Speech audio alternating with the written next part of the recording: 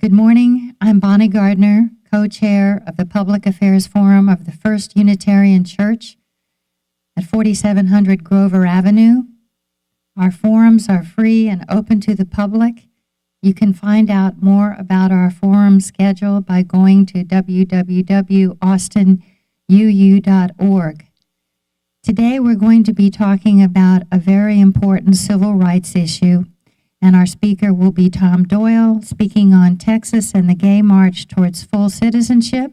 And Dr. Phil Richardson will talk about Tom Doyal's many accomplishments in leadership. Thank you, Phil. Good morning. Tom Doyal is the fifth generation Texas. He lives and writes right here in Austin, Texas. He holds 2 degrees from the University of Texas at Austin, a Bachelor of Science in Communications, and a degree in law. Tom courageously founded Liberty Books, Austin's first openly gay lesbian retail bookstore. The store opened in April of 1986. Tom also was one of the 5 plaintiffs in the Texas sodomy law case known as 2106. This law had been used to deny gays and lesbians custody rights for their very own children, deny employment, and otherwise deny full citizenship to gay and lesbian people. Tom practiced law for 32 years before retiring in 2001 due to significant health problems, which thankfully are much better now. Tom is a writer of absolutely delightful short stories about Texas. He is past president of the Texas Writers League. He has won 2nd prize in the Austin Chronicle story competition, and his stories have been read on 7 occasions at the Dallas Museum of Art's program known as Arts and Letters Live. Tom is a past recipient of the Texas Civil Liberties Advocate of the Year Award. But most important to me, he is a friend, and it is an honor to present Tom Doyal. Thank you all for inviting me to speak.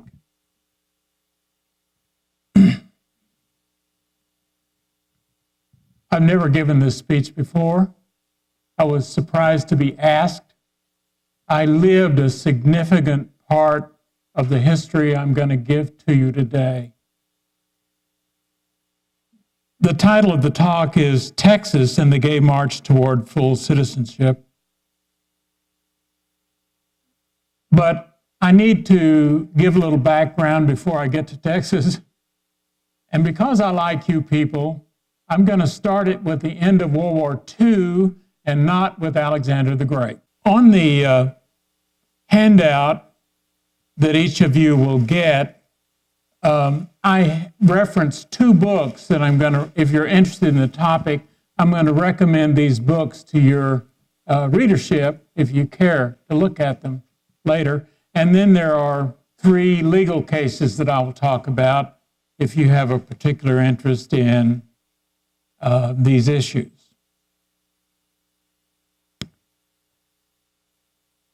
World War II ended in 1945.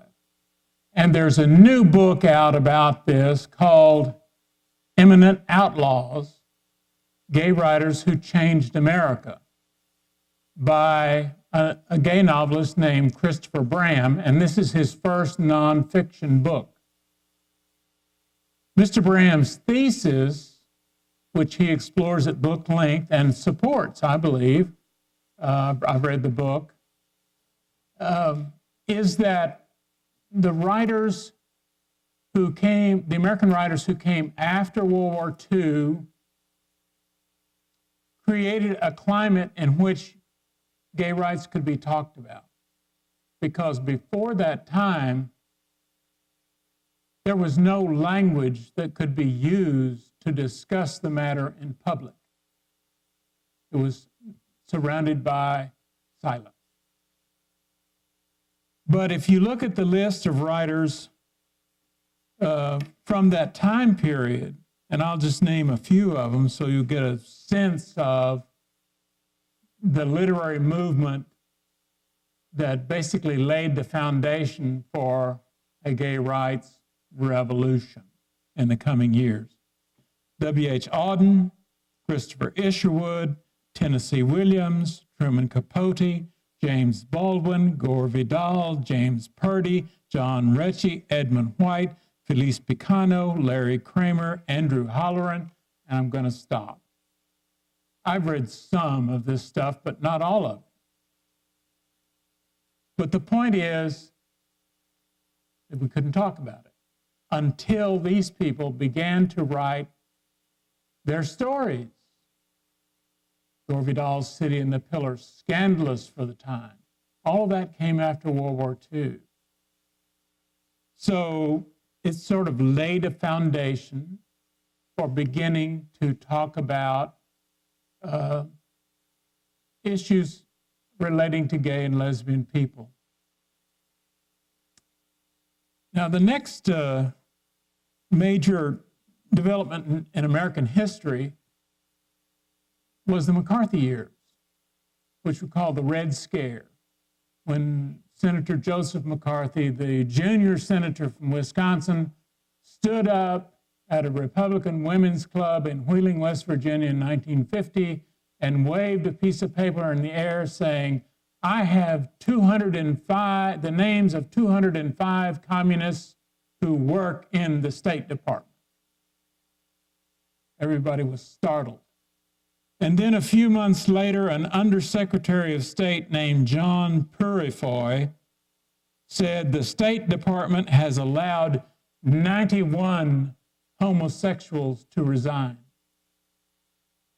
Now, there was no need for him to say this, but suddenly the Red Scare became the Lavender Scare.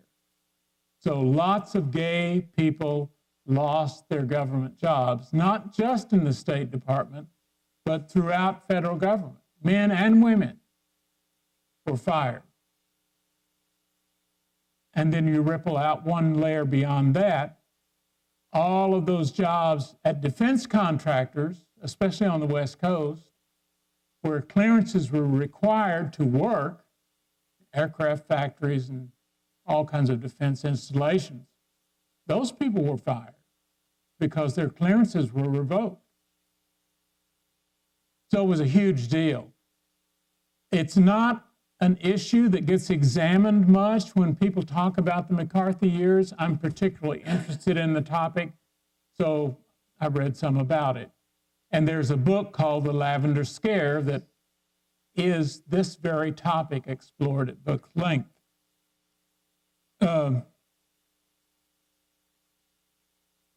Now, these two issues, the Red Scare and the homosexual scare, have an Austin antecedent that came before Senator McCarthy. And I'll spend just a minute talking about that because it's local history that's pretty much forgotten. In 1944, here in Austin, there was a president of the university named Homer Rainey. And Pappy Leo Daniel had just been elected governor, and he appointed a bunch of new regents, including a lawyer from Wichita Falls named Bullard. And the first time Homer Rainey met Lawyer Bullard, new regent, Bullard pulled a 3x5 card from his pocket and said, I want these 5 people fired. Homer Rainey was startled. He said, well, we have in place a process, it's complaint triggered, and then there's an investigation, and then there's a right to a hearing. And Bullard said, no, just fire them, they're hired hands. So Homer Rainey was fired by the regents on November 1st, 1944, for 3 reasons, 2 of which got discussed in the newspaper. He had people on the faculty who taught Marxism. Now remember, about a third of the world was under the sway of Marxist economic systems in 1944, but they taught Marxism. He wanted them fired. He also was forward thinking about the rights of black people. And you know the ugly racial epithet that was used in 1944 for that. And the third reason he was fired, which didn't get discussed in the newspapers of the day, he tolerated queers. There were homosexual people on the faculty at UT, and Homer Rainey didn't make a special issue of it.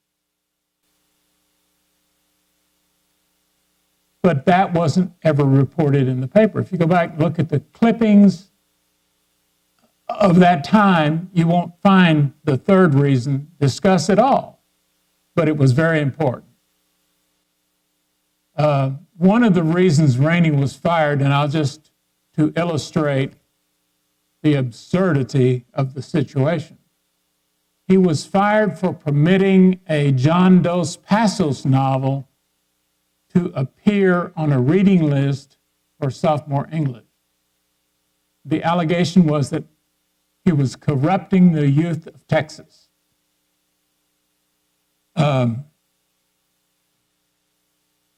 So I want to say to you that the McCarthy era and the Red Scare may have happened in 1950, but we had a mini version of it here in Austin in 1944.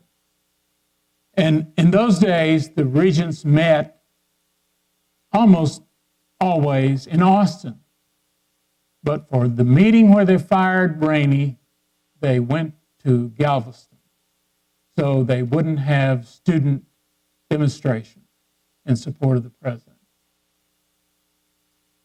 Rainey later, in spite of being fired at UT, he spent the rest of his career as a higher education administrator and was president of a college in Colorado. And when he retired in about 1971, he wrote a memoir called The Tower and the Dome that was about the tension between the state capitol and the university. It's hard to find that book. It's out of print. First time I knew there was such a book, I went to the Austin Public Library looking for it. There was not a copy in the Austin Public Library. I had to get it on interlibrary loan from Abilene, Texas, which struck me as a strange thing. I now own a copy of it, and I paid a collector's price for it because it's an interesting piece of history to me. Okay,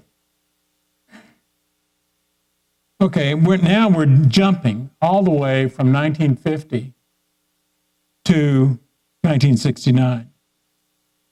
On June 22nd, 1969, Judy Garland died. She was an icon of the gay community at the time. Now, why do I mention that? Because 6 days later, something happened in New York City. 6 days later were the Stonewall riots. June the 28th, 1969. The Stonewall riots, in those days, gay bars in New York City at least, were mostly owned by criminal syndicates, the mafia.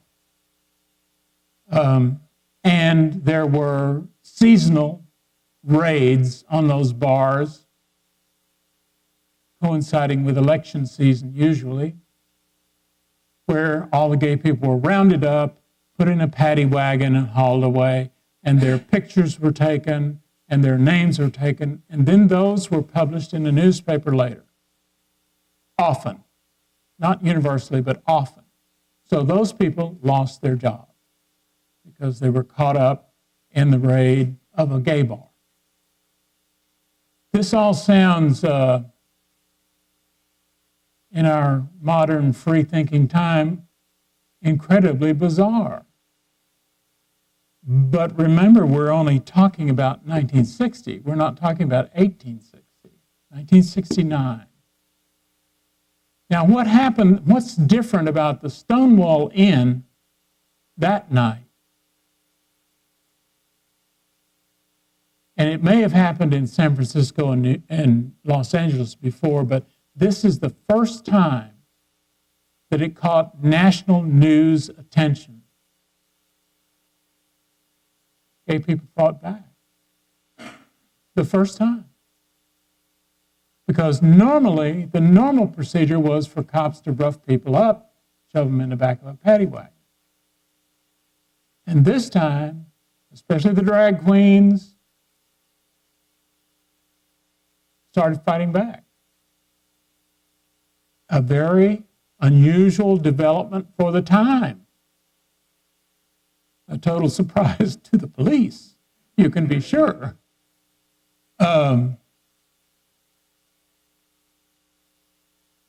And the fight spilled out of the bar onto the street.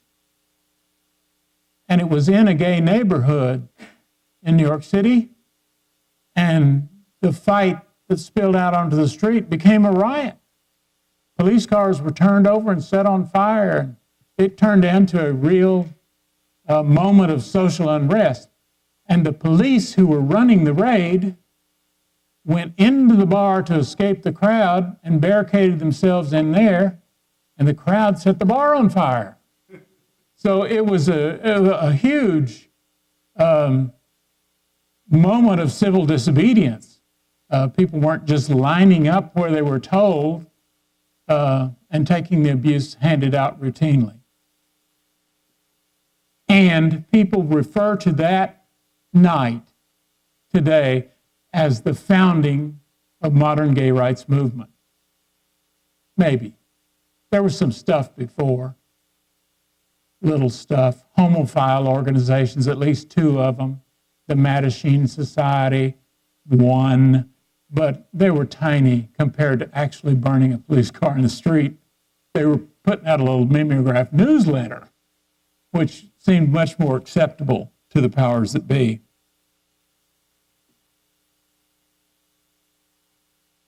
So that was a watershed moment, a different moment where there was a new militancy among gays and lesbians, and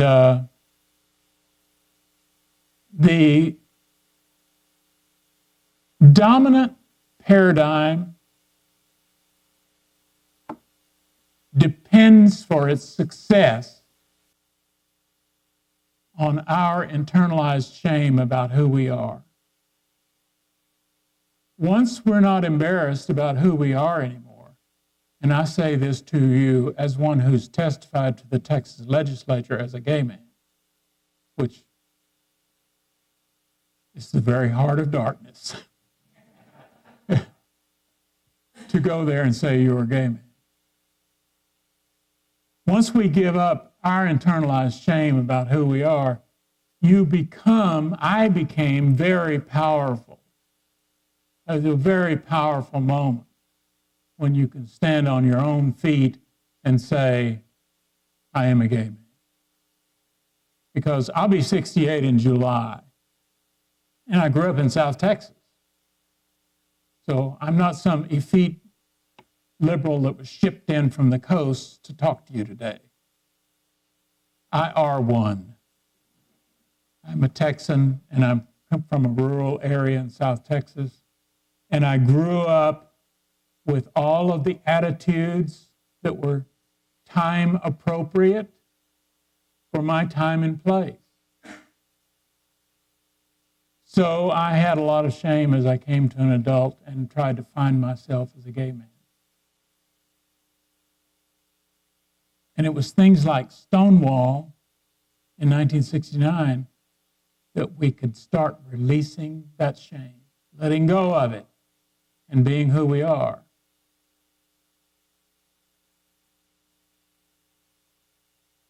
I asked an older gay man one time, I said, what in the world gave you the idea that you were as good as anybody else? Because we're talking 1965 and 6. And he said, LSD. He said, from then on, whenever I met a bigot, I would say, who the heck do you think you are? Now, the word he used was not heck. I'm cleaning it up. Who the heck do you think you are? But Stonewall did that nationally for a lot of people. Stand up and fight back. So it was an important event, important evening. And right away, there became a movement in New York City called the Gay Liberation Front, where people organized, and they began to take planes and fly to other cities and say, we're from the Gay Liberation Front in New York City, what are you doing here? Phoenix, Denver, Chicago. They came to Austin and were met at the Austin airport by a contingent of gay people who said, we got it covered here, go on to the next town, because it's already happening in Austin. And a lot of this history is not written down. I mean, if you don't know the people who did it and you can't hear those stories. Last week, we lost a great lesbian pioneer, a leader, a woman named Betty Naylor, who died. She was 84, and she held a women's topless march around the Texas Capitol Dome in the mid-'70s. I love to think about it. It was just so transgressive. But she was a wonderful leader and quite brilliant. In those days at the state capitol, before the renovation, there was under the stairwell in the Capitol Dome, in the basement, a little coffee shop, which we all called the Linoleum Club. And people would go there, and deals were made in the Linoleum Club. I'll vote this, and you vote that. Vote yes on this and no on that. People plotted their strategies in the Linoleum Club over a cup of coffee. And it was a tiny, cramped, little dreary spot, not at all like the Headliners Club on top of a skyscraper, but a lot of work got done there. And Betty was a master at making things happen there. And in the early days, as one of the first openly gay and lesbian lobbyists for gay rights in the Texas Capitol, her great contribution to liberty for gay and lesbian people was that she kept a lot of bad stuff from happening. It wasn't necessarily that they passed things, but they kept things from being passed that sheltered some of us. Okay, the next important development in gay rights, 1973, when the trustees of the American Psychiatric Association voted to remove homosexuality from the Diagnostic Statistical Manual. That is the professional manual from which mental health professionals diagnose. These are categories of diagnoses. And suddenly, homosexuality was no longer an illness. Now, in this period of time here from 69, 73, the love that will not speak its name became the love that will not shut up. People talked and talked about it, and word got around that there was a new attitude about these issues and that they became civil rights issues. They were no longer the cries of the wounded, they were organizational chants. Get together, we can make it better. And so all that was happening in this time. And then in 1974, the full membership of the American Psychiatric Association voted to ratify the trustees and remove homosexuality from the Diagnostic Statistical Manual. And that move was really predicated on the writing of two people, Kinsey, whom everybody knows, and Dr. Evelyn Hooker, who had done research in the area about who is and is not ill, and who is and is not adjusted, and who may and may not lead a productive, normal life. And she decided homosexuality, based on her research, and she had significant volume of research, she announced homosexuality is not an illness. And that the APA, American Psychiatric Association, was reacting to that writing and work when they took these votes. Then we're creeping up on Texas. I'm finally going to get there. In 1983, there was a case out of Dallas called Baker v. Wade, a federal case. Don Baker was president of the Dallas Gay Alliance and a public school teacher in the Dallas Independent School District. And Henry Wade was the longtime district attorney. He was probably district attorney more than 30 years. I don't remember. I didn't look it up, but he was district attorney of Dallas for a very long time. So it was Baker v. Wade, and it challenged the constitutionality of the Texas sodomy law. Let me say a word about sodomy law.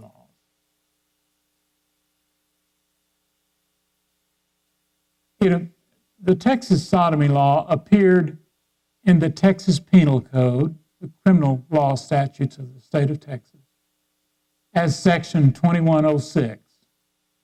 That's 21.06. And I won't tell you what it says because it's really quite graphic. I appeared in a musical review in 1989 in which those of us in that review, the review was called I Pass for Straight. Those of us in that review sang the words of the Texas sodomy law to the tune of Onward Christian Soldiers. We meant to offend, and we did. But the interesting things about the Texas sodomy law, because traditionally there had been sodomy laws for hundreds of years, but traditionally they applied to everybody. But the Texas sodomy law only applied to same-sex behavior. Different. It singled out a class of people and said it was in the nature of a legislative resolution that said, we don't like you. We don't like your kind. And there were seldom any prosecutions under Section 2106. So it was very hard to challenge. And yet, as Phil pointed out in the introduction, people were denied custody rights to their children, denied visitation rights to their children, denied employment based on the sodomy law. And one of these cases said you could impute criminal behavior.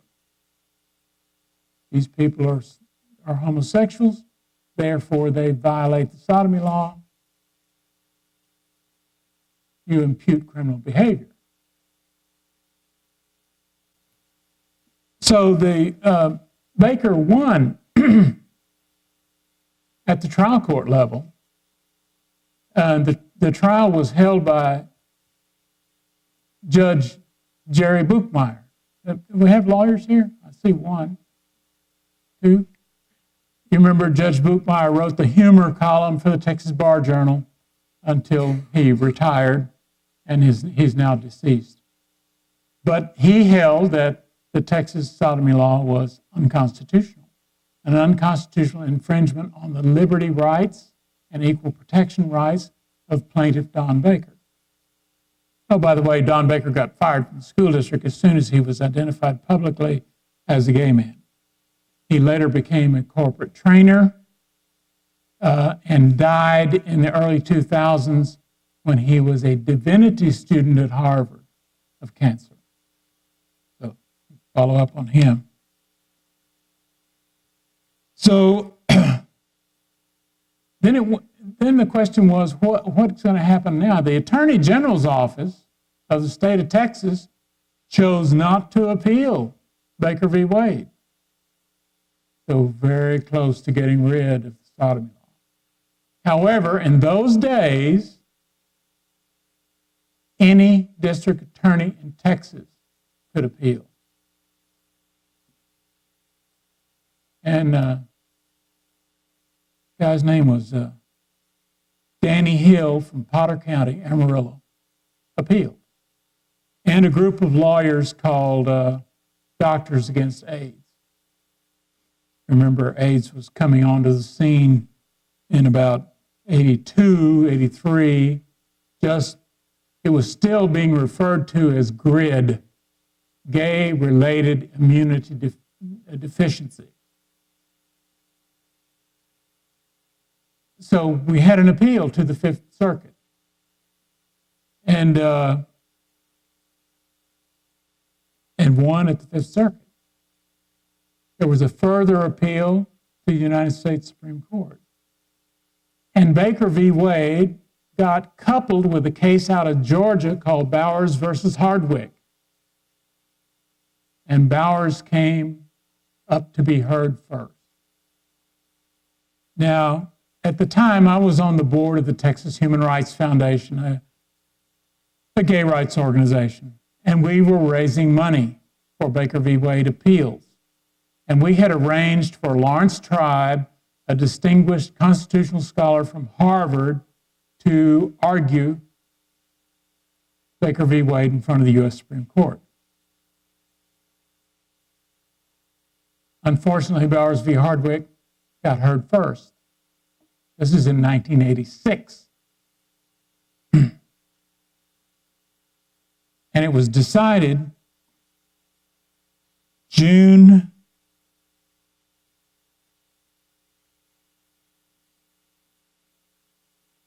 30th, 1986. Why is that important? Why does June 30th matter? When was Stonewall? June 28th, 1969. The last week of June is Gay Pride Week. Was this intentional?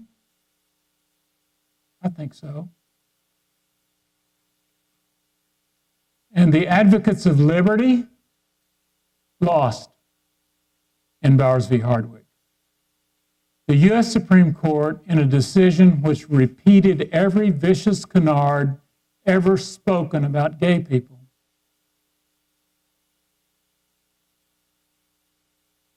decided against us. They framed the issue in Bowers by saying, is there a constitutional right to engage in sodomy? And the answer, of course, is no. More to the point, the question should have been framed, is there a liberty interest in conducting one's intimate life without interference from the government? And there's a whole line of cases about that having to do with marriage and birth control and questions like that says yes. But we never got there. Warren Berger, writing for the majority, basically slammed us pretty hard. And there was no place to go with Baker v. Wade once Bowers got decided. So we slunk home from D.C. saying, what the hell are we going to do now? Because we lost in the largest court, in the highest court of the land.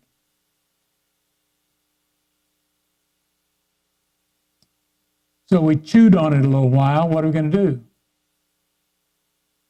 And we decided, Texas has got a constitution. Texas has got a separate court system. Let's see if we can get a different answer through the state court system. So that began a case called Morales v. State of Texas. And Morales v. State of Texas is really Morales, Doyle, Kramer, Taft, Thomas versus the state of Texas. We had 5 plaintiffs from all over the state, men and women, Houston, Dallas-Fort Worth, Austin. And we had a Hispanic, a Latina. So we were trying to get as much diversity as we could possibly get in the plaintiff group. We were unable to identify a black person who could risk their job to participate. I was semi-unemployed anyway, I had jobs before, but I was identified as a gay man and didn't have them anymore. So I said, let's go, let's do it. Because win, lose, or draw, at least we were not cooperating in our own oppression. We were standing up, raising money, and educating the public on this issue for several years. So that was the whole point of that. Let's go. Let's do it again. And we went through the state court system and won at the trial court in front of Paul Davis here in Travis County, Judge Paul Davis. Won at the Third Court of Appeals with Jimmy Carroll was the Chief Justice at that time and wrote a beautiful opinion. And we got to the Texas Supreme Court. And here there was a problem. Because the court was changing from Republican to Democrat. From Democrat to Republican. So along party lines, we lost. With then Judge, now Senator, U.S. Senator, John Cornyn, writing for the majority. Guess how I vote in senatorial elections? Well, many things can be said of me. It's true that I am a gay, queer, homosexual, but I have never been a Republican. Thank you. But there were some other things going on along while this was happening, and I'll come back to Morales v. State of Texas.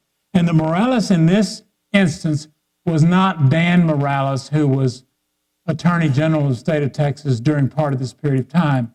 It was Linda Morales, who was a lesbianita from Uvalde, Texas, although she was living in Houston at the time we brought the lawsuit. And I still see Pat Kramer, who was one of my co-plaintiffs. We have lunch 2 or 3 times a year. She lives in my neighborhood in South Austin. And we always say we're going to have a nostalgia. We're going to give sodomy the nostalgia it deserves at our advanced age. So what else was happening? And just to put this in some perspective, Baker v. Wade is over. We lost. In 1986, January of 1986, the first AIDS quarantine rule in the U.S. was proposed by the Commissioner of Health of the state of Texas, Robert Bernstein. And it was 3/4 of a page, which said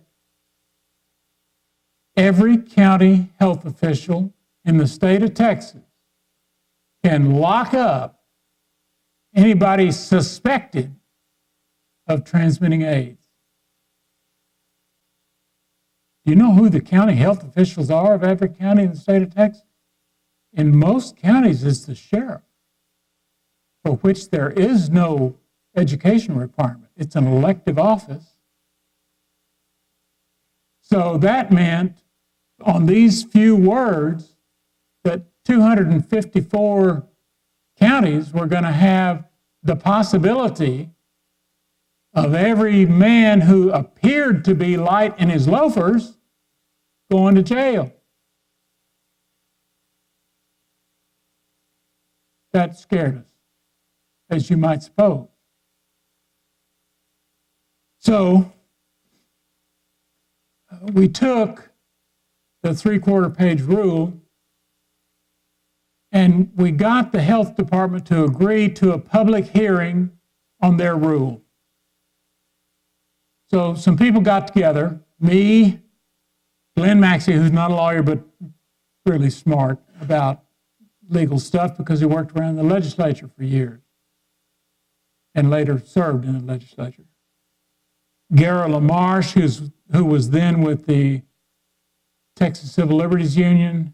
Jim Harrington, who's the legal director for now the Texas Civil Rights Project.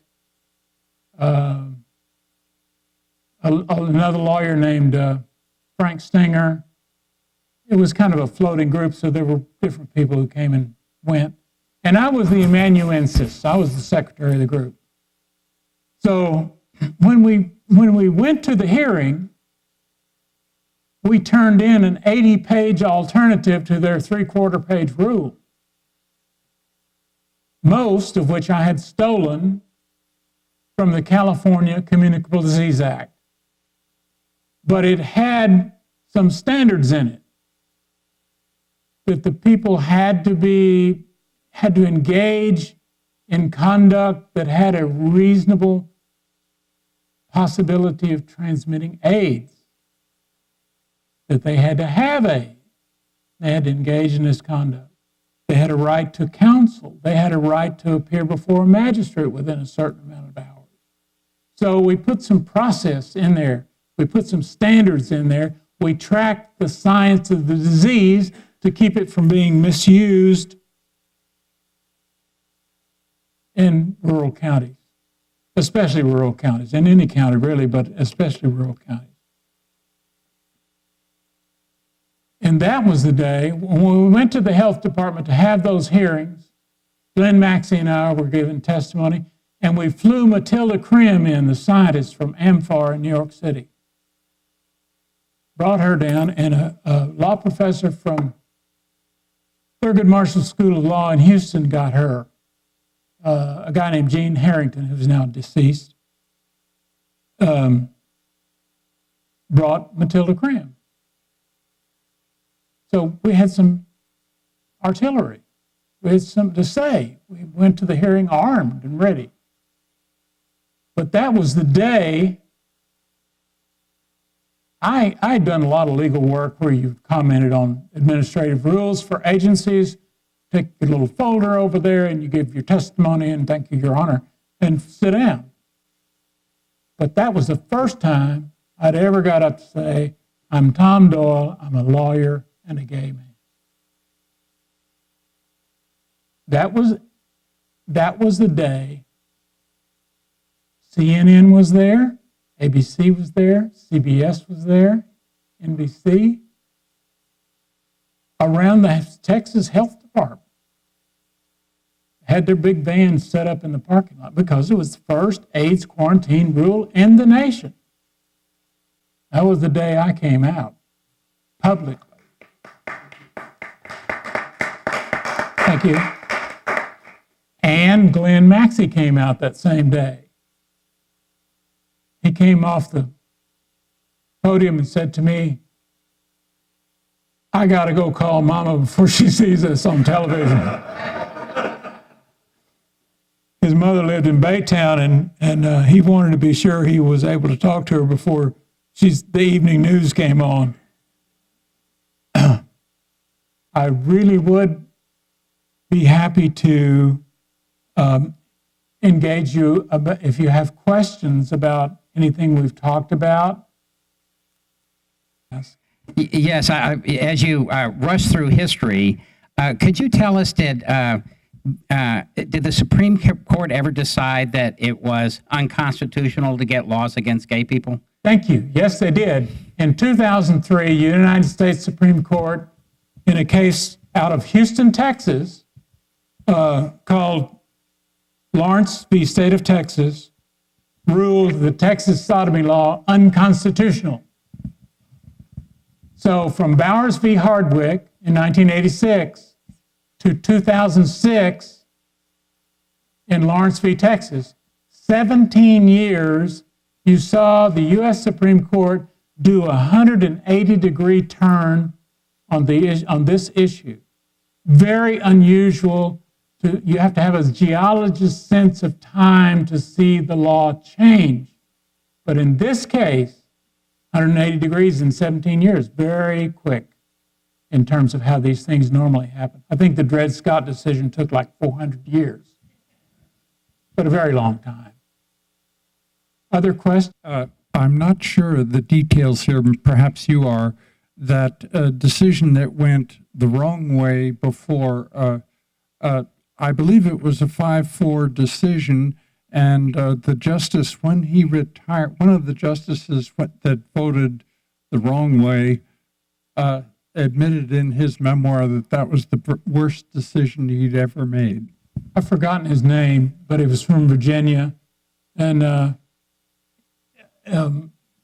when he talked about it, was interviewed after he retired from the court, he said, actually admitted, that the Bowers v. Hardwick decision was wrongly decided.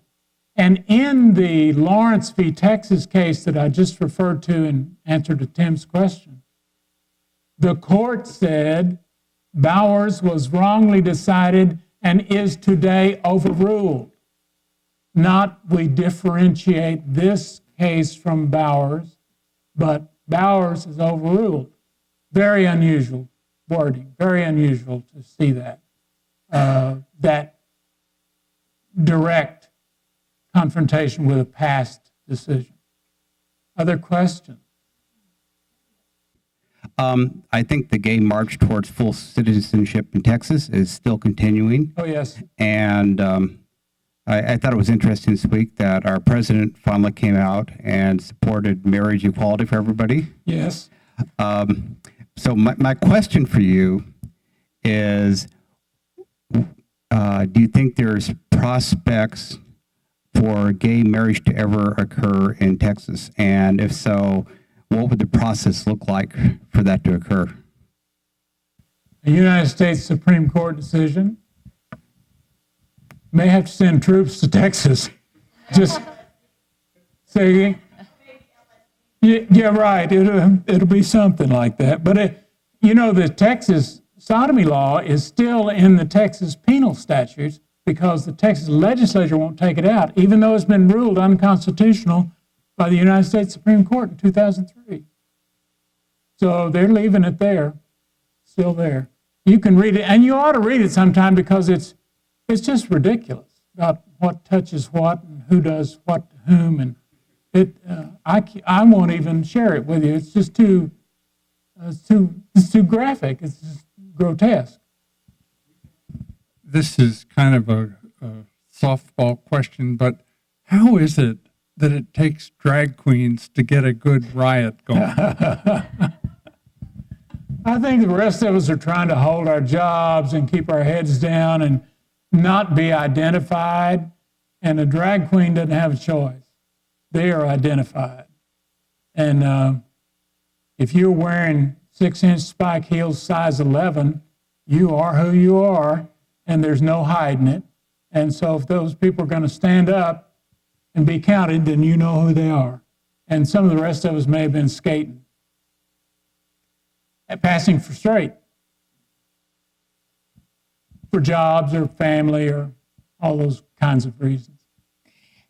Yeah, I think that when the Supreme Court decision came out in 2003, I think, overruling the state of Texas sodomy law, some people were surprised. I think among them you. Yes.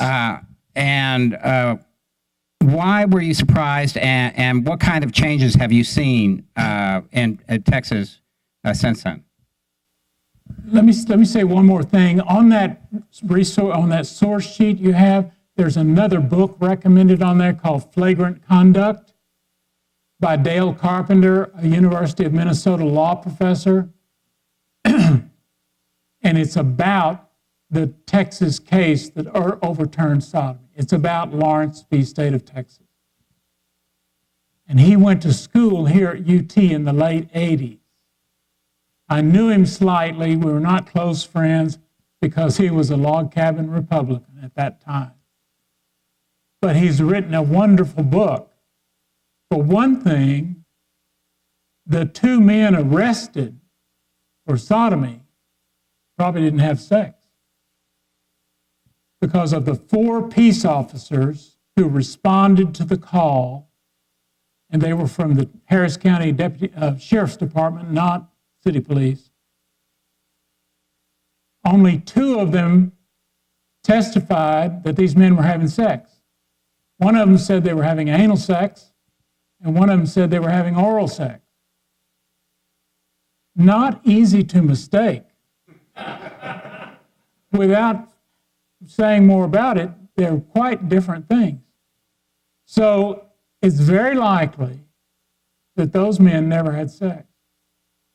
As soon as they got arrested, a bartender in a gay bar in Houston who was active in the gay community and political organizing phoned gay lawyers. And right from the beginning, there was an effort to shape that up for appeal. So when it was tried at the trial court level in Harris County, those people pled no contest. They didn't challenge the facts because they were in the police report, got the police report admitted to the record. It's established that's what they were doing. We're not going to challenge it. No contest. And then the defense attorneys for these 2 men went back to the judge and said, can you raise the fine a little bit so we can appeal this? And he raised the fine so they would get jurisdiction to have an appeal. So there was a lot of, well, I don't want to say collusion, but cooperation to get this squared up so that and went to the U.S. Supreme Court. Now, the case I was in is cited as a footnote in the Lawrence v. State of Texas case, standing for the proposition that there are no prosecutions under Section 2106 of the Texas Penal Code. Because we went down to the police station before we filed the lawsuit and said, we'll sign confessions if you'll prosecute us. We couldn't get a prosecution. Could not get a prosecution. But when we got to the Texas Supreme Court, they said Texas has a bifurcated court system, criminal matters over here and civil matters over here. You're in the civil side. No, you don't have standing. So we were caught never able to challenge the statute. That legislative resolution, calling us very bad words, was out there and we couldn't confront it. We could lose children, we could lose custody of children, visitation rights of children, we could lose jobs, but we couldn't contest it. But in the Lawrence case, because in part one of the peace officers who responded didn't like bags. So his hard-boiled stance on the matter created the opportunity to take it all the way. And it went all the way, and the Supreme Court had changed enough. And remember, that's one of the last important cases that Sandra Day O'Connor participated in. She wrote a separate concurring opinion in the case, and she had voted with the majority on Bowers in '86 on an 80-degree turn. You all have been very patient with me, and I thank you for letting me come talk to you. And Thank you for for your contributions to advancing human rights. Thank